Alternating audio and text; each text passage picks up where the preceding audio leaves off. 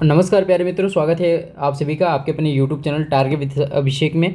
देखिए, आप में से कई सारे स्टूडेंट्स का मैसेज आता है कि सर वीडियो थोड़ा सा लॉन्ग हो रहा है, जिसको देखने में थोड़ा सा टाइम टेकन हो रहा है। तो वीडियो के तो लगभग प्रोवाइड कर दिया गया है हिस्ट्री का। अब आपके साथ डिस्कस किया जाएगा कंप्लीट हिस्ट्री का टेस्ट।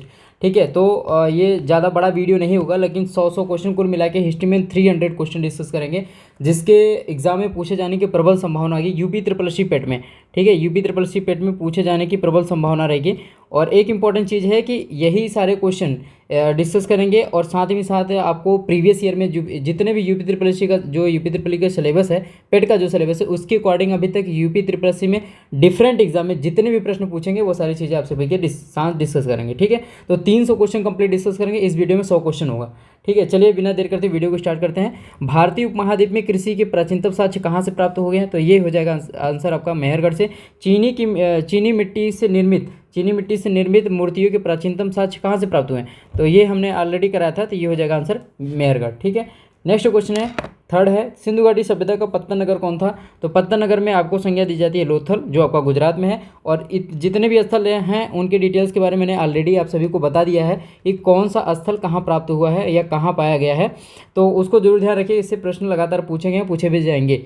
प्रश्न संख्या 4 पे देख लेते हैं। 4 का क्वेश्चन जो है, सिंधु घाटी सभ्यता का वैदिक सभ्यता से भिन्न क्यों थी? इसके पास विकसित शहर जीवन सुविधा थी, इसके पास चित्रलेखी लिपि थी, इसके पास लोहे का ज्ञान का अभाव था, और डी उपयुक्त सभी। तो आंसर हो जाएगा डी। ऋग्वेद में किस नदी को नदी तमा देवी तमा की संज्ञा, कभी कभी नदी तमा की जगह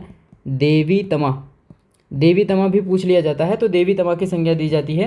तो 5 का जो आंसर हो जाएगा वो सरस्वती का हो जाएगा। चलिए अगला क्वेश्चन डिस्कस कर लेते हैं। कुछ स्टूडेंट्स का कमेंट था कि सर स्पीड में, तो देखिए स्पीड या तो आप 1.5 की स्पीड में करके देखेंगे, या तो मेरी स्पीड के अकॉर्डिंग देख लिए, दोनों बराबर हो जाएगा। तो फिलहाल तो स्पीड इस हिसाब से है कि क्वेश्चन ज़्यादा कवर हो जाए। ठीक है, क्वेश्चन नंबर 6 का आंसर देख लेते हैं। ऋग्वेद में क्या क्या सम्मिलित है? स्रोत में प्रार्थना है, बिल्कुल सही है। सामवेद औषधियों के लिए, सामवेद डबल टाइम हो गया है। अथर्ववेद यजुर्वेद तंत्र मंत्र वशीकरण के लिए है, और यहाँ पे एक में यजुर्वेद आप कर लीजिएगा। ठीक है, यजुर्वेद। इसके अनुसार जो आंसर हो जाएगा 6 का आंसर हो जाएगा बी। निम्नलिखित में से कौन सा सम्मिलित नहीं है? ठीक है, सामवेद है संगीत के लिए, और ये सामवेद संगीत के लिए, यजुर्वेद होना चाहिए यहाँ पे। ठीक है, इसके अकॉर्डिंग। ठीक है, ऋग्वेद में सर्वाधिक मंत्र किस देवता को समर्पित है? तो 7 का जो आंसर हो जाएगा वही हो जाएगा, इंद्र के लिए। कौन सा वेद गद्य एवं पद्य दोनों शैलियों में रखा गया है? तो ये हो जाएगा यजुर्वेद। नेक्स्ट है आपका जो वेदांगों की संख्या कितनी है? तो 4, 18, 6, 49। तो 9 का जो आंसर हो जाएगा वो हो जाएगा 6। ठीक है, वेद 4 हैं आपके, वेदांगों की संख्या 6 है, पुराण क्या है? 18। ये संख्या क्या है पुराणों की। नेक्स्ट है क्वेश्चन, निम्नलिखित में से कौन सा सुमेलित नहीं है? सदानीरा सतलज से, वितस्ता झेलम से, पुरुषड़ी रावी नदी से, अस्कनी चिनाब से। तो ये 10 का आंसर क्या हो जाएगा? 10 का आंसर हो जाएगा सदानीरा सतलज से संबंधित नहीं है, बाकी सारे ऑप्शन सही है। ठीक है, चलिए अगला क्वेश्चन देख लेते हैं। निम्नलिखित में से कौन सा सही सुमेलित नहीं है? ये देखिए, खोज के आधार पर पूछा गया, प्राप्त स्थल और उसके खोजकर्ता के आधार पे। तो मोहनजोदड़ो राखालदास बनर्जी, चौहदड़ो एम.जी. मजूमदार, कालीबंगा बी.के. थापर, यज्ञ दत्त शर्मा जो रंगपुर के हैं। ठीक है, तो 11 का जो आंसर हो जाएगा वो हो जाएगा डी, रंगपुर के यज्ञ दत्त शर्मा नहीं है। ठीक है, मोक्ष की चर्चा इसका कमेंट बॉक्स में टाइप करके आप बता सकते हैं कि इसका आंसर क्या होगा। मतलब रंगपुर की खोज किसने की? मोक्ष की चर्चा सर्वप्रथम कहाँ की गई है? तो ऋग्वेद में, पुराण में, उपनिषद में, ब्राह्मण ग्रंथ में। तो जो मोक्ष की चर्चा की गई है वो किया गया है आपका उपनिषदों में। ठीक है, अगला प्रश्न डिस्कस कर लेते हैं आप सभी के साथ में। सभा एवं समिति को किस वैदिक देवता की 2 पुत्रियां कहा गया है? तो सभा और समिति को किसको की गई है? ठीक है, इसका हो जाएगा प्रजापति की 2 पुत्रियां कहा गया। सिंधु सभ्यता संबंधित है, सिंधु सभ्यता किससे संबंधित? प्राग ऐतिहासिक युग से, आद्य ऐतिहासिक युग से, ऐतिहासिक युग से, उत्तर ऐतिहासिक युग। तो 14 का आंसर हो जाएगा क्या? आद्य ऐतिहासिक युग से। ठीक है, देखिए मोस्ट ऑफ द क्वेश्चन का आंसर आप कर ले रहे होंगे, क्योंकि मैंने पूरी डिटेल्स में आपको हिस्ट्री भी पढ़ाई है। जो भी स्टूडेंट्स पहला वीडियो नहीं देखा, पहला, दूसरा, तीसरा वीडियो जरूर देख लीजिएगा, उसमें कंप्लीट चीज़ आपकी कवर कर दी गई है। ठीक है, क्वेश्चन नंबर 15 हो जाएगा, सिंधु घाटी सभ्यता को आर्यों से पूर्व रखे जाने का महत्वपूर्ण कारण क्यों है? लिपि, नगर नियोजन, तामा या मृदबाण। तो 15 का जो आंसर हो जाएगा मृदबाण की वजह से। आगम जाना जाता था। ठीक है, वैदिक साहित्य को, बौद्ध साहित्य को, जैन साहित्य को, आजीवक साहित्य को। तो 16 का जो आंसर हो जाएगा वो क्या? जैन साहित्य को आगम के रूप जाना जाता था। महात्मा बुद्ध कह सकते हैं से संबंधित प्रतीक में कौन सा सही नहीं है? तो जन्मस्थल कमल से, गृह या घोड़ा से, ज्ञान बरगद वृक्ष से, निर्माण पद चिन्ह से। तो 17 का आंसर क्या हो जाएगा? 17 का आंसर हो जाएगा सी। ये बरगद वृक्ष नहीं था, ये क्या था? पीपल का वृक्ष था। बोध गया में जो था, ठीक है। बौद्ध धर्म के विस्तार के कारण थे, धर्म की सादगी, धर्म की मिशनरी भावना, स्थानीय भाषा में प्रचार, उपरोक्त सभी। तो इसका आंसर हो जाएगा उपरोक्त सभी। यहाँ पे हर टाइप के लोगों में मतलब जो नॉर्मल तरीके से बौद्ध धर्म का जो एक वो था, उसमें जो नियम्स कानून थे एक काफ़ी सौम्य थे, काफ़ी साधारण था, सरल था, उसके हिसाब से इसको जो विस्तार के कारण थे या विस्तार अधिक जगहों पे हुआ, उन सब का रीजन ये सारी चीज़ें हैं, ठीक है। महात्मा बुद्ध से संबंधित अष्ट महास्थान से सम्मिलित नहीं है। अष्ट महास्थान वो थे जहाँ या तो बौद्ध गए थे या पे वहाँ पे जाकर कुछ न कुछ चीज़ें वहाँ से संबंधित हैं। तो वैशाली, श्रावस्ती, कुशीनगर, सांची। और देखिए इसमें क्या लग रहा है, तो 19 का जो आंसर हो जाएगा वो हो जाएगा डी, ठीक है। महापरिनिर्वाण मंदिर कहाँ अवस्थित है, तो महापरिनिर्वाण मंदिर कुशीनगर में स्थित है, यहीं पे इनकी मृत्यु हुई थी। सप्तपर्णी गुफा कहाँ स्थित है, सप्तपर्णी गुफा हो जाएगा आपका आंसर 21 का हो जाएगा क्या, राजगृह में, ठीक है, राजगृह में। थोड़ा सा हमको शब्दों पे ध्यान रखना है, ठीक है। महावीर का जन्म स्थान कहाँ हुआ था, क्वेश्चन नंबर 22 का जो आंसर हो जाएगा वो हो जाएगा कुंडग्राम में, वैशाली के कुंडग्राम में। जैन धर्म में पूर्व ज्ञान के लिए कैवल शब्द का यूज किया गया। कौन सा धर्म दर्शन त्रिरत्न को मानता है, त्रिरत्न को कौन सा मानता है, ठीक है, त्रिरत्न को कौन सा मानते हैं, तो ये हो जाएंगे बौद्ध दर्शन, न्याय दर्शन, जैन दर्शन। तो 24 का आंसर हो जाएगा ए। बौद्ध दर्शन में 3 का माना गया है। न्याय दर्शन में देखिए अगर एक तरीके से इस आंसर को मानेंगे तो इसमें इस चीज़ का उल्लेख किया गया, लेकिन इनफैक्ट जो आंसर हो जाएगा वो ए हो जाएगा। उत्तर प्रदेश में बौद्ध एवं जैन प्रसिद्ध तीर्थस्थली कहाँ पे है, तो ये जो हो जाएगा आंसर वो हो जाएगा कौशाम्बी में, इन दोनों के स्थल पाए जाते हैं। अशोक ने अपने सभी अभिलेखों में एक रूपता से किस प्रकृति का उपयोग किया गया है, या प्रकृति किस भाषा का उपयोग किया गया है, तो एक तरीके से कह सकते हैं या प्रकृति कह सकते हैं। तो अर्धमागधी, सौरसेनी, मागधी और अंगिका। तो 26 का आंसर जो हो जाना होगा वो हो जाएगा अर्धमागधी में। अशोक के शिलालेख को पढ़ने का सबसे प्रथम अंग्रेज कौन सा था, तो ये तो काफ़ी आसान सा क्वेश्चन, बहुत रिपीटेड क्वेश्चन है, इसको याद रखना है। जेम्स प्रिंसेप द्वारा कलिंग युद्ध की विजय तथा क्षत्रियों का वर्णन अशोक के किस अभिलेख में मिलता है, तो ये भी काफ़ी इंपॉर्टेंट क्वेश्चन है, कई बार पूछा गया। तो 13वां के 28वें का आंसर हो जाएगा 13वां शिलालेख। प्रसिद्ध यूनानी राजपूत किसके दरबार में आते हैं, प्रसिद्ध यूनानी राजपूत 29 का जो आंसर हो जाएगा वो होगा ए, चंद्रगुप्त मौर्य, लेकिन यहाँ पे नाम देना चाहिए, ठीक है। कमेंट बॉक्स में टाइप करके बताइए कि चंद्रगुप्त मौर्य, चंद्रगुप्त द्वितीय के दरबार में प्रसिद्ध यूनानी राजपूत किसके दरबार में आया था, ठीक है, चंद्रगुप्त मौर्य हो जाएगा और इनका नाम लिखना है। आगे क्वेश्चन से समझ ही जाएंगे आप लोग। चंद्रगुप्त मौर्य ने सेल्यूकस निकेटर को कब पराजित किया था, चंद्रगुप्त मौर्य ने सेल्यूकस निकेटर को कब पराजित किया था, तो 30 का आंसर हो जाएगा वो क्या हो जाएगा 305 ईस्वी में। अशोक के 261 ईस्वी में कलिंग युद्ध को जीतने के बाद क्या किया, अपने राज्य की सीमा में विश्व विजय के लिए निकल पड़ा, भारी रक्तपात देकर युद्ध को सदा के लिए त्याग दिया, ठीक है। इसको देखो 31 का जो आंसर हो जाएगा वो सी हो जाएगा, लेकिन ऐसा नहीं, इन्होंने क्या था कि राज्य को विजित करना छोड़ा नहीं था, ठीक है। उसके बाद भी कई राज्यों को विजित करने का श्रेय मतलब साक्ष्य प्रमाण मिलता है सब सारी चीज़ों को, लेकिन उस हिसाब से रक्तपात जैसी कोशिश नहीं की गई और ज़्यादातर समझौता कर लिया गया, समझौता कर लिया गया। अशोक के अधिकांश अभिलेख किस भाषा व लिपि में है, तो अशोक के जो अधिकांश और अभिलेख हैं वो प्राकृतिक ब्राह्मी लिपि में अधिकांशता है, ठीक है।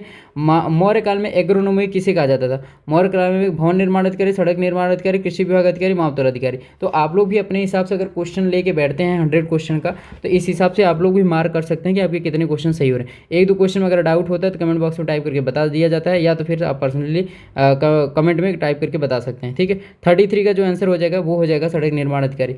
मौर्य काल में गुप्तचरों को क्या कहा जाता था, तो गूढ़ पुरुष, गुप्तचर, खोजी या संस्था या संचार। तो 34 का जो आंसर हो जाएगा वो हो जाएगा गूढ़ पुरुष। किस महीने से मौर्य काल का राजकोषीय वर्ष आरंभ होता है, तो ये 35 का जो आंसर हो जाएगा वो हो जाएगा आषाढ़, जो कि जुलाई, चैत्र वैशाख ज्येष्ठ आषाढ़ से स्टार्ट होता है ये पूरा, अगर हिंदू धर्म में वो भी माना जाए, चैत्र वैशाख ज्येष्ठ आषाढ़, ठीक है। 36 का भारतीय संस्कृति का स्वर्ण युग किसे कहा जाता है, भारतीय संस्कृति का स्वर्ण युग। देखिए ये आसान सा क्वेश्चन है और आपको भी बताया गया था कि कई मंदिरों का निर्माण, कई कलाओं का निर्माण होने की वजह से इसको इस तरीके से माना जाता है। फाहियान किसके शासनकाल में आया था, तो फाहियान किसके दरबार में आया था। 37 का आंसर हो जाएगा सी एच सेकेंड, ऐसे करके मैंने बताया था थियरी के माध्यम से। गुप्त किसके सामंत थे, सातवाहनों के, कुषाणों के, मौर्यों के, इनमें से कोई नहीं। तो 38 का आंसर क्या हो जाएगा, 30 आंसर हो जाएगा कुषाणों के। किस गुप्तकालीन शासक को कविराज की उपाधि दिए थे, स्कंदगुप्त, समुद्रगुप्त, श्रीगुप्त, चंद्रगुप्त।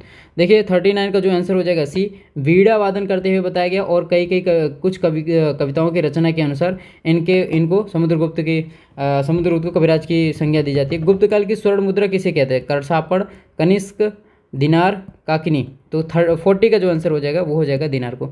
गुप्त शासकों की दरबारी भाषा क्या थी? गुप्त शासकों की दरबारी भाषा क्या थी? संस्कृति। इतिहासकार स्मिथ ने किसकी वजह से प्रभावित रूप से भारत का नेपोलियन? तो इसका आंसर हो जाएगा समुद्रगुप्त। नेक्स्ट है एरण अभिलेख का संबंध किस शासक से है? तो चंद्रगुप्त प्रथम, द्वितीय, भानुगुप्त, श्रीगुप्त। तो जो एरण अभिलेख है वो संबंधित है आपका भानुगुप्त से। ठीक है, भानुगुप्त के बारे में डिटेल्स दे रखी है। ठीक है, इसको आप पढ़ लीजिएगा। अब अगर लगेगा ये डाउट तो ये बिल्कुल भी डाउट में नहीं है, भानुगुप्त आंसर इसका सही है। 44 का हो जाएगा चंद्रगुप्त द्वितीय ने विक्रमादित्य की उपाधि कब धारण की थी? शकों का उन्मूलन करने के बाद, गुप्त सिंहासन बैठने के बाद, चांदी के सिक्के जारी करने के बाद, उपयुक्त सभी। तो जो 44 का आंसर हो जाएगा वो शकों का उन्मूलन करने के बाद शकार एवं विक्रमादित्य की उपाधि धारण करते हैं। प्रयाग प्रसिद्ध अभिलेख का लेखक हरिसेन किस शासक के दरबारी कवि था? तो 45 का जो आंसर हो जाएगा वो हो जाएगा समुद्रगुप्त।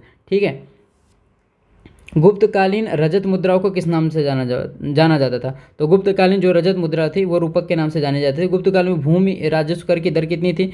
तो ये हो जाएगा उपज का 1/6। एक इंपॉर्टेंट चीज़ मैं आपको बता दूं, सिलेबस के अकॉर्डिंग ये सारे क्वेश्चन कराए जा रहे हैं और कुछ ही मतलब जैसे हमने कहा कि 300 क्वेश्चन टोटल हिस्ट्री के हम कराएंगे। तो चैनल को सब्सक्राइब कर लेना है, बेल आइकन को प्रेस कर लेना ताकि आगे आने वाली हर एक अपडेट और वीडियो मिलती रहे। साथ ही साथ एक चीज़ आपको करना है, डिस्क्रिप्शन बॉक्स में जैसे ही आप जाएंगे वहाँ पर हमारे ऑफिशियल टेलीग्राम का लिंक मिल जाएगा, UP मंत्रा ऑफिशियल लोगो आपको शो कर रहा होगा, तो वहाँ से इसको जरूर ज्वाइन कर लीजिएगा, क्योंकि अगर वीडियो की लिंक आपको किसी तरीके से नहीं मिल पा रही तो वहाँ जरूर भेजी जाती है। गुप्त युग में किस प्रकार की भूमि को अपरहत कहा जाता है? तो गुप्त युग में जो भूमि होती थी, जो बिना जुती हुई भूमि थी, उनको बंजर भूमि, उसको अपरहत बोला जाता था। अशोक का रुमिनदेव जो स्तंभ में किससे संबंधित है? बुद्ध के जन्म से, ज्ञान की प्राप्ति से, प्रथम उपदेश से, शरीर के त्याग से। तो जो 49 का जो आंसर हो जाएगा वो हो जाएगा बुद्ध के ज्ञान से। ठीक है, इसमें डिटेल्स दे रखिए। प्राचीन भारत में निम्नलिखित में से कौन सी लिपि दाईं से बाईं ओर लिखी जाती है? तो प्राचीन भारत में खरोष्ठी जो लिपि थी वो दाईं से बाईं ओर लिखी जाती है, मैंने बताया भी था आपको। वेनसांग किस शासक के शासनकाल में भारत आया था? तो हर्षवर्धन। मैंने बताया था ह से हर्ष और ह से वेनसांग। तो इस तरीके से करना है आपको। कल्हड़ की राज तरंगिणी से किस शासक के बारे में जानकारी मिलती है? तो कल्हड़ के राज तरंगिणी से आपको हर्षवर्धन के बारे में जानकारी मिलती है। सम्राट हर्ष ने 2 महान यज्ञ धार्मिक सम्मेलनों का आयोजन कहाँ पे किया था? प्रयागराज किया था, ये तो कंफर्म है। तो मतलब ये वाला का आंसर कट जाएगा। तो प्रयागराज है और कन्नौज में किया था। 53 का आंसर जो हो जाएगा वो बी हो जाएगा। ठीक है, अगला प्रश्न है, निम्नलिखित में से कौन सा नाटक हर्षवर्धन द्वारा नहीं लिखा गया है? तो प्रियदर्शका, रत्नावली, नागन, ये तीनों लिखा। अभिज्ञान शाकुंतलम ये कालिदास के द्वारा लिखा गया है। ठीक है, कालिदास के द्वारा। तो यही वाला सही हो जाएगा, मतलब यही नहीं है। निम्नलिखित से कर्पूर मंजरी तथा काव्य मीमांसा के लेखक कौन है? तो काव्य मीमांसा के लेखक कौन है? राजशेखर। और कर्पूर मंजरी के भी लेखक यही है। ठीक है, 1193 में हुए चंदावर का युद्ध किसके बीच में था? 1193 में जो चंदावर का युद्ध हुआ था वो हुआ था मोहम्मद गोरी और जयचंद। चंदावर से ये चंद से जयचंद आप मान लीजिएगा, और मोहम्मद गोरी के बारे में तो जान ही रहे हैं कि इनके बीच ही हुआ था। बुंदेलखंड का प्राचीन नाम क्या था? तो प्राचीन नाम इनका जेजाग भुक्ती है। ठीक है, और कश्मीर के किस राजवंश द्वारा सूर्य का प्रसिद्ध मार्तंड मंदिर का निर्माण कराया गया था? तो ये आंसर हो जाएगा कारकोट वंश का। सही सुमेलित करना है। कीर्ति स्तंभ, राणा कुंभा बिल्कुल सही है। राजसंगरी कल्लड़ ये भी सही। तरंगा द्वितीय ये भी सही है। खजुराहो का जो मंदिर है नरसिंह वर्मन द्वारा ये नहीं निर्माण किया गया था। तो इसमें ये होगा सही सुमेलित नहीं है। ठीक है, ये प्रश्न ये होना चाहिए। तो इसमें से जो आंसर हो जाएगा वो आपका डी हो जाएगा। चलिए अगला प्रश्न देख लेते हैं। इसमें 60 पृथ्वीराज चौहान के नाम से किस शासक को जाना जाता है? ठीक है, तो पृथ्वीराज तृतीय हो जाएगा। इन्हीं को पृथ्वीराज चौहान के नाम से जाना। तुर्कान चहलगामी के संस्थापक किसे माना जाता है? तो ये थे भैया इल्तुतमिश। ठीक है, काफ़ी इंपॉर्टेंट क्वेश्चन कई बार रिपीट हुए। वीडियो को शेयर जरूर करिए। अब एटलीस्ट अपने 5 दोस्तों को साथ जरूर शेयर करें ताकि एक फ्रूटफुल हो जाए वीडियो को बनाना। लगभग इस टाइम रात के 1 बज रहे हैं जिस टाइम हम वीडियो रिकॉर्ड कर रहे हैं। कोशिश रहती है कोई भी नॉइज़ अगल बगल की ना आए और बेहतर तरीके से वीडियो आप सभी को मिल जाए। चलिए बिना देर करते कोशिश करेंगे ये 20 मिनट के अंदर वीडियो मिल जाए ताकि आप स्पीड से भी देखें तो 14-15 मिनट के अंदर ये सारी वीडियो देख लें आपको। ठीक है, और कोशिश करेंगे सारे आगे आने वाले वीडियो इतने ही मिनट का बनाया जाए, कम से कम मिनट का। ठीक है, 62 का जो आंसर हो जाए रक्त एवं लौहनीत का सिद्धांत। तो रक्त एवं लौहनीत सिद्धांत काफ़ी फेमस है भैया, ये बलवन हो जाएंगे। किस शासक का बाजार नियंत्रण प्रणाली सर्वप्रसिद्ध है? तो कहाँ अलाउद्दीन कहीं दिख रहे हैं? तो अलाउद्दीन हो जाएगा। जौनपुर शहर की स्थापना फिरोज शाह तुगलक में जनोखा की याद में किस नाम से जाना जाता था? तो ये सिराज इंडिया, सिराज हिंद, सिराज तुगलक, सिराज भारत, ये सिराज हिंद हो जाएगा। मोहम्मद बिन तुगलक के शासनकाल से संबंधित नीति नहीं है। देखिए राजधानी परिवर्तन दोआब में कर रही थी, सांकेतिक मुद्रा का प्रचलन था। राजस्व सिद्धांत इनका नहीं था। राजस्व सिद्धांत किसका था? बलबन का था। आंसर क्या हो जाएगा डी। मीर बख्शी था। अकबर के शासनकाल में सैन्य विभाग का प्रयोग, हुमायूं के शासनकाल में, जहांगीर के शासनकाल में दान विभाग का प्रयोग, शाहजहां के शासनकाल में कर संग्रह। तो 66 का आंसर हो जाएगा मीर बख्शी जो था वो था आपका अकबर के शासनकाल में सैन्य विभाग का प्रमुख। Next question, east India company किस मुगल सम्राट के समय अपना पहला कारखाना, तो ये होगा जहांगीर। 67 का आंसर हो जाएगा ए। नेक्स्ट है, दीन इलाही का प्रतिपादक कौन था जिसे मानो सिर्फ बीरबल ही था, तो ये था अकबर। लेकिन ये जो दीन इलाही इन्होंने प्रोग्राम लॉन्च किया था, मतलब जो था इनका, तो इसको फोर्सफुली किसी ऊपर लागू नहीं किया गया था, क्योंकि अकबर इतना महान शासक था, मतलब अगर महान आप मानते हो, मैं तो महान नहीं मानता, क्योंकि ऐसे बहुत सारी चीज़ें हैं जिनके आधार पर इनको कभी गणना महान शासकों में नहीं की जा सकती, ठीक है। लेकिन यह है कि अगर इतना इनका प्रचार था, इतना सब कुछ था, तो फोर्सफुली अगर लागू करते मानने वालों की संख्या बहुत होती थी, इसे ये फोर्सफुली लागू नहीं किया गया था और ये अकबर के द्वारा किया गया था, ठीक है। नूरजहाँ द्वारा निर्मित प्रसिद्ध मकबरा कौन सा है, नूरजहाँ द्वारा इत्मादुद्दौला का मकबरा बहुत फेमस है। और जो पित्रा दुरा जो शैली मिलती है, पित्रा दुरा शैली, तो ये सबसे पहले इसका प्रयोग इसी में किया गया था, इत्मादुद्दौला में। निम्नलिखित में से कौन सा सुमेलित नहीं है, कौन सा सुमेलित नहीं है। 70 का जो आंसर हो जाएगा वो क्या हो जाएगा, पहले आप लोग बताइए फिर मैं बताता हूँ, ठीक है। पहले आंसर सी हो जाएगा, मैं बता दे रहा हूँ। और 1539 में ये बिल्कुल सही है। 1827 में हुआ था खानवा का युद्ध, पानी पिया खाना खाया घर गया चल दिया मर गया, ये सारी चीज़ें मैंने बताया था ट्रिक की हिसाब से। पानीपत का जो युद्ध था, कौन सा युद्ध, पानीपत का सेकेंड वर्ल्ड वार, मतलब सेकेंड बार, ठीक है, 1555। तो ये हो गया 76 में होता है, ठीक है। हुमायूं नामे की रचना गुलबदन बेगम ने की थी, कुल मिला के इनकी नातिन थी एक हिसाब से पद देखा जाए तो, जो कहानियाँ पढ़ी गई हैं।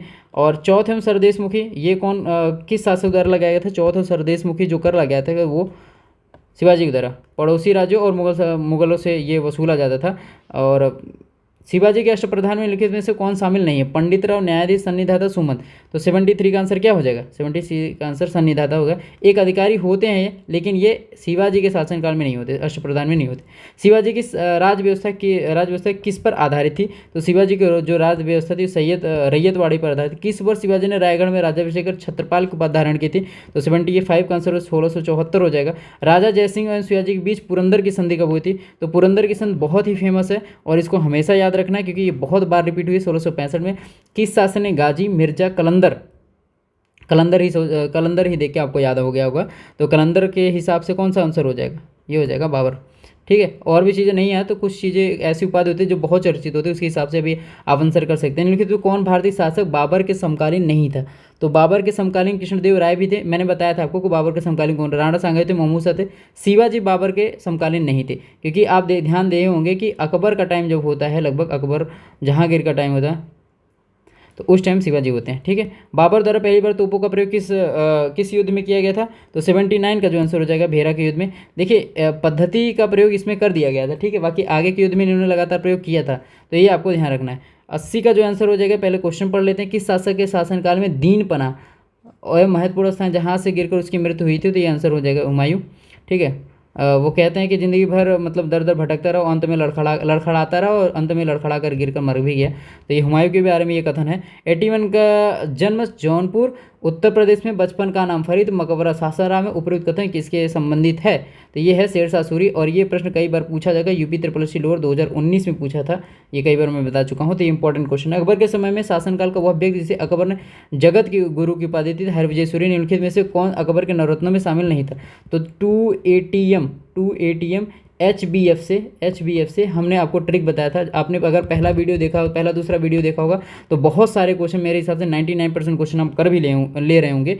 तो 83 का जो आंसर हो जाएगा वो हो जाएगा डी, अमरदास, अबुल फजल, फैजी, हकीम हुकाम, ये सब थे। अमरदास ये पता है ये गुरु थे, ये क्या थे, ये गुरु थे, सिख गुरु थे, उनमें से ये नाम है, ठीक है।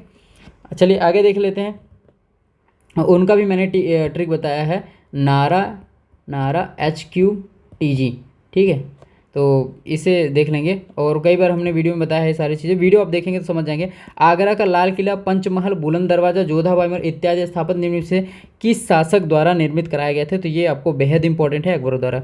किस मुगल शासक ने प्रसिद्ध चित्रकार अब्दुल समद मंसूर खां को संरक्षण दिया था, तो ये हो जाएगा जहांगीर, ठीक है। और स्वयं एक चित्रकार था, कहता था चित्रकार कि एक मनुष्य का अगर चित्र बनाया जाए तो उसमें ये बता सकता था, इतना बड़ा चित्रकार था, कि हाथ किसने बनाया, सर किसने बनाया, बाल किसने बनाया, पैर किसने बनाया, इतना तक, मतलब इस हिसाब से एक संज्ञा दी जाती है जहांगीर को चित्रकारी के रूप में, ठीक है। तो और स्वयं चित्रकार था, बेहद प्रसिद्ध चित्रकार, और इन चित्रकारों को संरक्षण भी दिया था। 86 निम्नलिखित किस शासनकाल में, किस शासनकाल के दौरान ब्रिटिश व्यापारी हाकिन्स आया। तो हाकिन्स किसके दरबार में आते हैं, जहांगीर के। भारत में प्रथम पुर्तगाली वायसराय बन के कौन आया था, तो भारत में प्रथम पुर्तगाली वायसराय बन के फ्रांसिस्को दी अल्मीडा आते हैं। निम्नलिखित में से किसके शासनकाल में इंग्लिश ईस्ट इंडिया कंपनी ने सर्वप्रथम एक अस्थायी कारखाना खोला था। तो देखिए दो चीज़ पूछा जाता, अस्थायी कारखाना मछलीपट्टनम में, अस्थायी, तो अस्थायी क्या होता है, अस्थायी कहाँ पे था, सूरत में था, और ये किसके शासनकाल में हुआ था, ये हुआ था आपका जहांगीर के साथ। कर्नाटक का युद्ध प्रथम द्वितीय तृतीय किसके बीच अनेक वर्षीय युद्ध था, तो कर्नाटक युद्ध किसके बीच में किया गया था, कर्नाटक युद्ध था अंग्रेजों और फ्रांसीसी के बीच, और थर्ड के बाद में ये पूरी तरीके से बाहर कर देते हैं फ्रांसीसियों को भगा के, ठीक है। ब्लैक होल की घटना किस नवाब के शासनकाल में हुई थी, ये मैंने बताया था, सिराजुद्दौला, ठीक है। ब्लैक होल की घटना बताया थे आपको, 146 को एक कमरे में बंद कर देते हैं और सुबह में 26 या 23 लोग मिलते हैं, जिसमें हालवेल भी बच जाता है, और हालवेल ने ही इस घटना का नाम दिया होता है, ठीक है। आगे बाहर चित्रण करता है इसका। 23 जून 1957 को प्लासी के युद्ध में, जिसके फलस्वरूप भारत राजनीति में प्रवेश हो गया, में नवाब की सेना का नेतृत्व किसने किया था, तो नवाब का नेतृत्व भगौड़े या धोखेबाज की संज्ञा दी जाती मिर्जा जाफर को, ये कर रहा था, जिसकी वजह से ये पूरी तरीके हारते हैं। बंगाल के किस नवाब ने अपनी राजधानी मुर्शिदाबाद से मुंगेर स्थान की थी, तो ये मीर कासिम ने किया था, जब इनके ऊपर ज़्यादा दबाव पड़ रहा था तो ये इस तरीके से कर, और बाद में जब ये दस्तक का दुरुपयोग को बहुत बेहद स्तर पर दुरुपयोग होने लगता है तो इन्होंने सबके लिए फ्री कर दिया था, और इसी वजह से अंग्रेजों ने इन पर दबाव बनाना शुरू किया, जिसकी वजह से क्या होता है, बक्सर का युद्ध 1764, ठीक है। चलिए अगला क्वेश्चन नंबर 93, देखिए डिटेलिंग के साथ पढ़ेंगे सारी चीज़ों को, आपको याद रखो। बक्सर का युद्ध जिसका तत्कालीन परिणाम दस्तक का देखिए आगे क्वेश्चन बनेंगे, जिसमें अंग्रेजों को विजय के परिणाम से अंग्रेजों को बंगाल, बिहार, उड़ीसा को प्राप्त हुए, किस वर्ष घटित हुई थी, तो 1764। बंगाल में द्वैत शासक का जनक रॉबर्ट क्लाइव को बोला जाता है, ठीक है। प्रथम स्वतंत्रता संग्राम के संबंध में निम्नलिखित में से क्या सही नहीं है, तात्कालिक कारण 1857 के बारे में बात किया जा रहा है। चर्बी लगे कारतूस के प्रयोग, शायद वेलेजली, व्यपगत सिद्धांत डलहौजी और मंगल पांडे, 36वीं नेटिव इन्फेंट्री। तो मेरे हिसाब से सही ही आवाज़ निकल गई थी, मतलब सही ही निकल गई, ये 34वीं के थे, 36वीं के नहीं थे, ठीक है। किस गवर्नर जनरल के अनुगय में राजा राम मोहन राय के प्रयासों से 4 दिसंबर 1829 को सती प्रथा का अंत हो गया था, बेहद इंपॉर्टेंट है, लॉर्ड विलियम बेंटिंग, ठीक है। मतलब इनके और राजा राम मोहन के राय को प्रयास है। देखिए अगर आप बैच खरीदना चाहते हैं तो ये बैच में 99 रुपीज़ का इस टाइम डिस्काउंट चल रहा है, 99 रुपीज़ में ही कंप्लीट एक्सेस कर सकते हैं, सारा PDF मटेरियल, वीडियो क्लासेस सब कुछ मिल जाएगा। इन दोनों गिवन नंबर पे आप पेड 2022 लेके व्हाट्सअप कर दीजिएगा, ठीक है। 97 का जो आंसर हो जाएगा 1973 में 79 भू राज्य का स्थायी बंदोबस्त प्रणाली की शुरुआत किसके द्वारा की गई थी, तो अस्थायी बंदोबस्त के प्रणाली के रूप में कार्नवालिस को बेहद प्रसिद्ध स्तर पर जाना जाता है। प्रथम स्वतंत्रता संग्राम से संबंधित नायक और उनके स्थान पर कौन सुमिलित नहीं है, चलिए देखते हैं। बहादुर शाह जफर बख्त खां, ये दिल्ली से थे, ये बिल्कुल सही है, ठीक है। बेगम हजरत महल लखनऊ से, ये भी सही है। लियाकत अली ये इलाहाबाद से और बनारस से, बिल्कुल सही है। कुंवर सिंह पंजाब से नहीं थे, ठीक है। किसने कहा था कि 1857 का विद्रोह राष्ट्रीय विद्रोह था, तो ये डिजरायली बोलते हैं। सिपाही मिनोटी एंड द रिवोल्ट के लेखक कौन है, तो ये हो जाएंगे RC मजूमदार। दोस्तों ये कंप्लीट 100 क्वेश्चन हो गया। आप सभी को हमारा एफर्ट अगर पसंद आए प्लीज़ लाइक शेयर जरूर कीजिएगा, और हम 300 क्वेश्चन टोटल डिस्कस करेंगे, और कोशिश रहेगी कि इसी से प्रश्न आपके पूछे जाएंगे। थैंक यू सो मच, जय हिंद, वंदे मातरम।